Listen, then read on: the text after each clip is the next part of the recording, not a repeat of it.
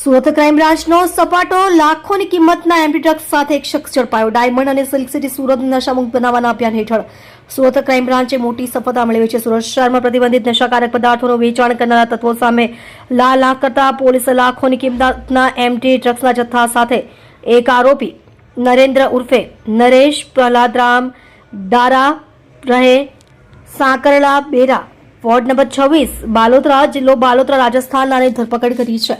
Surat crime branch દ્વારા કરવામાં આવેલી આ કાર્યવાહીમાં કુલ 25.310 ગ્રામ એમ્પ્ટી ડ્રગ્સ જપ્ત કરવામાં આવ્યો છે. આંતરરાષ્ટ્રીય બજારમાં આ ડ્રગ્સ અંદાજિત કિંમત ₹7,50,000 જેટલી થાય છે. પોલીસને મળેલી ચોક્કસ બાતમીના આધારે વોચ ગોઠવીને આ શખ્સને દબોચી લેવામાં આવ્યો છે. આ સમગ્ર મામલે સુરત પોલીસના ડીસીપી ભાવેશ ઓઝાએ માહિતી આપતા જણાવ્યું હતું કે પકડાયેલા આરોપી નરેન્દ્ર ઉર્ફે નરેશ પ્રહલાદરામ ડારા વિરુદ્ધ એનડીપીએસ એક્ટ મુજબ ગુનો નોંધીને કાયદેસરની કાર્યવાહી હાથ ધરવામાં આવી છે. આ ડ્રગ્સનો જથ્થો ક્યાંથી લાવવામાં આવ્યો હતો અને સુરતમાં કોને સપ્લાય કરવાનો હતો તે દિશામાં પોલીસે તપાસ તેજ કરી છે.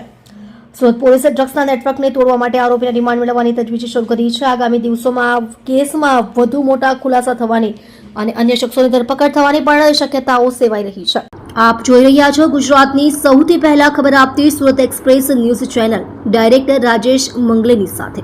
નો ડ્રગ્સ ઇન સુરત સિટી અંતર્ગત સુરત પોલીસ દ્વારા અને સુરત ક્રાઇમ બ્રાન્ચ અને એસઓજી દ્વારા સતત ડ્રગ માફિયા વિરુદ્ધ કાર્યવાહી કરવામાં આવી છે.